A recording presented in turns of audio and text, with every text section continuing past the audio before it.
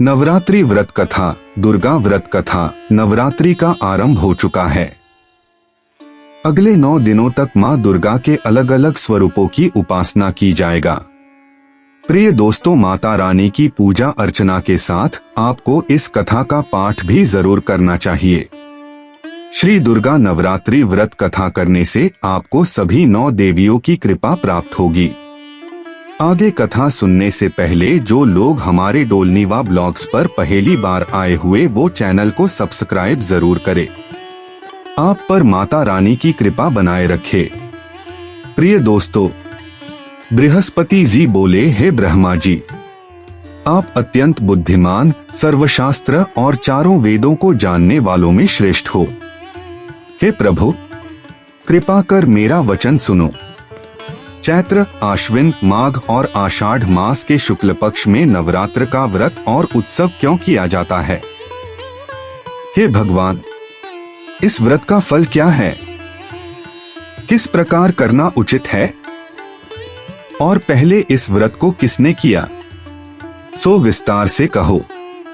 बृहस्पति जी का ऐसा प्रश्न सुनकर ब्रह्मा जी कहने लगे, हे बृहस्पति, प्राणियों का हित करने की इच्छा से तुमने बहुत ही अच्छा प्रश्न किया है। जो मनुष्य मनोरथ पूर्ण करने वाली दुर्गा, महादेवी, सूर्य और नारायण को ध्यान करते हैं वे मनुष्य धन्य हैं। यह नवरात्र व्रत संपूर्ण कामनाओं को पूर्ण करने वाला है। इसके करने से पुत्र चाहने वाले को पुत्र, धन चाहने वाले को धन, विद्या चाहने वाले को विद्या और सुख चाहने वाले को सुख मिल सकता है। इस व्रत को करने से रोगी मनुष्य का रोग दूर हो जाता है और कारागार में पड़ा हुआ मनुष्य बंधन से छूट जाता है। मनुष्य की तमाम विपत्तियां दूर हो जाती हैं और उसके घर में संपूर्ण संपत्तियां आकार उपस्थित हो जाती हैं। बंध्या और काक बंध्या के इस व्रत के करने से पुत्र हो जाता है। समस्त पापों को दूर करने वाले इस व्रत के करने से ऐसा कौन सा मनोरथ है जो सिद्ध नहीं हो सकता? यदि व्रत करने वाला मनुष्य सारे दिन का उपवास न कर सके तो एक समय भोजन करे और उस दिन बांधवों सहित नवरात्रि व्रत की कथा श्रवण करे। हे बृहस्पति, जिसने पहले इस महाव्रत को किया है उसका पवित्र इतिहास मैं तुम्हें सुनाता हूँ। तुम सावधान होकर सुनो। इस प्रकार ब्रह्मा जी के वचन सुनकर बृहस्पति जी बोले, हे ब्राह्मण, मनुष्यों को कल्याण करने वाले इस व्रत के इतिहास को मेरे लिए कहा, मैं सावधान होकर सुन रहा हूँ। आपकी शरण आए हुए मुझ पर कृपा करो। ब्रह्मा जी बोले, पीठक नाम के मनोहर नगर में एक अनाथ नाम का ब्राह्मण रहता था। वह भगवती दुर्गा का भक्त था। उसके संपूर्ण सद्गुणों से युक्त मानो ब्रह्मा की सबसे पहली रचना हो। ऐसी यथार्थ नाम वाली सुमति नाम की एक अत्यंत सुंदर कन्या पैदा हुई। वह कन्या सुमति अपने घर के बालकपन में अपनी सहेलियों के साथ क्रीड़ा करती हुए इस प्रकार बढ़ने लगी जैसे शुक्ल पक्ष में चंद्रमा की कला बढ़ती है। उसका पिता प्रतिदिन दुर्गा की पूजा और होम किया करता था। उस समय वह भी नियम से वहां उपस्थित होती थी। एक दिन वह सुमति अपनी सखियों के साथ खेलने लग गई और भगवती के पूजन में उपस्थित नहीं हुई। उसके पिता को पुत्री की ऐसी असावधानी देखकर क्रोध आया और पुत्री से कहने लगा कि हे दुष्ट पुत्री, आज प्रभात से तुमने भगवती का पूजन नहीं किया। इस कारण मैं किसी कुष्ठी और जय माता दी दरिद्र मनुष्य के साथ तेरा विवाह करूंगा। इस प्रकार कुपित पिता के वचन सुनकर सुमति को बड़ा दुख हुआ और पिता से कहने लगी कि हे पिताजी, मैं आपकी कन्या हूँ। मैं आपके सब तरह से अधीन हूँ। जैसी आपकी इच्छा हो मेरा विवाह कर सकते हो। होगा वही जो मेरे भाग्य में लिखा है। मेरा तो इस पर पूर्ण विश्वास है। मनुष्य न जाने कितने मनोरथों को चिंतन करता है, पर होता वही है जो भाग्य में विधाता ने लिखा है। जो जैसा करता है उसको फल भी उस कर्म के अनुसार ही मिलता है, क्योंकि कर्म करना मनुष्य के अधीन है, पर फल देव के अधीन है। जैसे अग्नि में पड़े हुए त्रिंडी उसको अधिक प्रदीप्त कर देते हैं, उसी तरह अपनी कन्या के ऐसे निर्भयता से कहे हुए वचन सुनकर उस ब्राह्मण को अधिक क्रोध आया। तब उसने अपनी कन्या का एक कुष्ठी के साथ विवाह कर दिया और अत्यंत क्रुद्ध होकर पुत्री से कहने लगा कि जाओ जाओ, जल्दी जाओ, अपने कर्म का फल भोगो। देखे केवल भाग्य भरोसे पर रहकर क्या करती है। सब प्रकार से कहे हुए पिता के कटु वचनों को सुनकर सुमति अपने मन में विचार करने लगी कि हो मेरा बड़ा दुर्भाग्य है जिससे मुझे तुम्हारे पूर्व जन्म का वृत्तांत सुनाती हूँ, सुनो। तू पूर्व जन्म में निषाद भील की स्त्री थी और अति पतिव्रता थी। एक दिन तेरे पति निषाद ने चोरी करने के कारण तुम दोनों को सिपाहियों ने पकड़ लिया और ले जाकर जेलखाने में कैद कर दिया। उन लोगों ने तेरे को और तेरे पति को भोजन भी नहीं दिया। इस प्रकार नवरात्र के दिनों में तुमने न तो कुछ खाया और न जल ही पिया, इसलिए 9 दिन तक नवरात्र का व्रत हो गया। हे ब्राह्मणी, उन दिनों में जो व्रत हुआ उस व्रत के प्रभाव से प्रसन्न होकर तुम्हें मनोवांछित वस्तु दे रही हूँ। तुम्हारी जो इच्छा हो सो मांगो। इस प्रकार दुर्गा के कहे वचन सुनकर ब्राह्मणी बोली कि अगर आप मुझ पर प्रसन्न हैं तो हे दुर्गे, आपको प्रणाम करती हूँ। कृपा करके मरे पति के कोढ़ को दूर करो।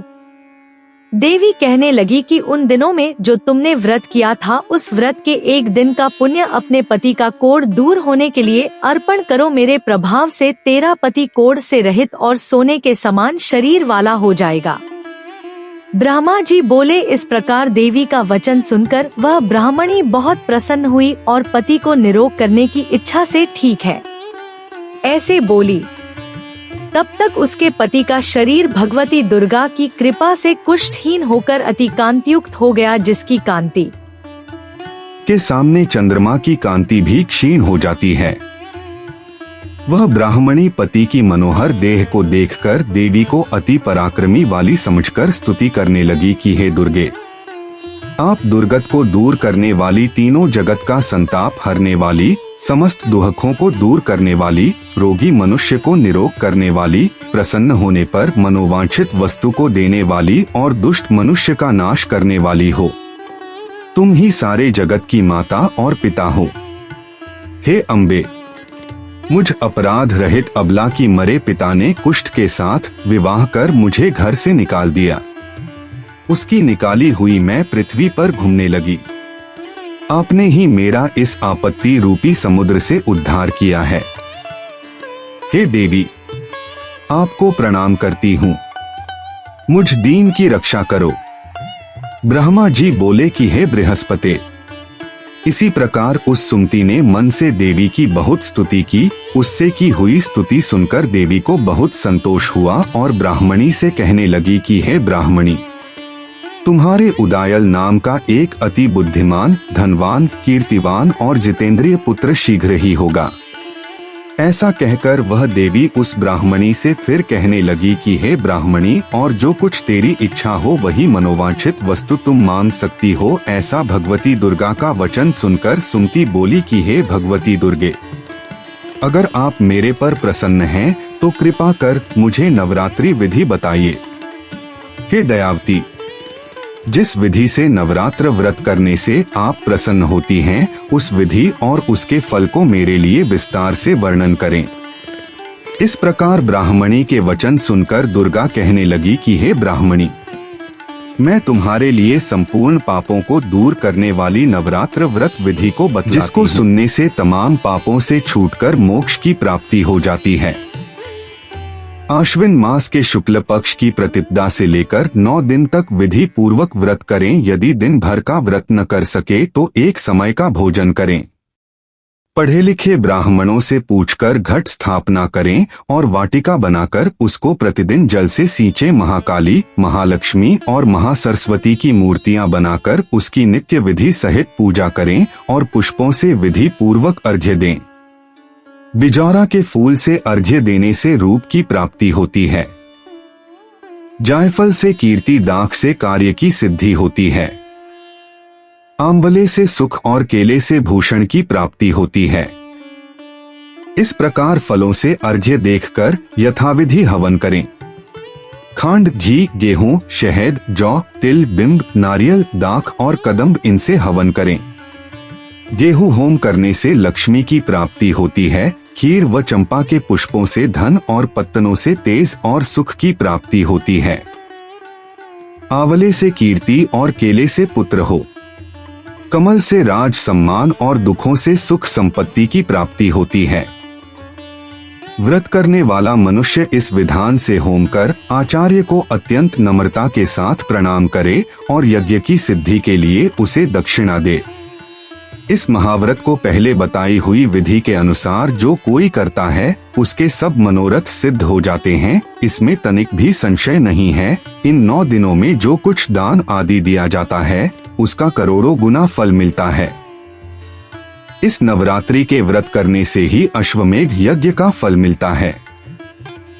हे ब्राह्मणी, इस संपूर्ण कामनाओं को पूर्ण करने वाले उत्तम व्रत को तीर्थ, मंदिर अथवा घर में ही विधि के अनुसार करें। ब्रह्मा जी बोले कि हे बृहस्पति, इस प्रकार ब्राह्मणी को व्रत की विधि और फल बताकर देवी अंतर्ध्यान हो गई। जो मनुष्य या स्त्री इस व्रत को भक्ति पूर्वक करता है वह इस लोक में सुख पाकर अंत में दुर्लभ मोक्ष को प्राप्त होता है।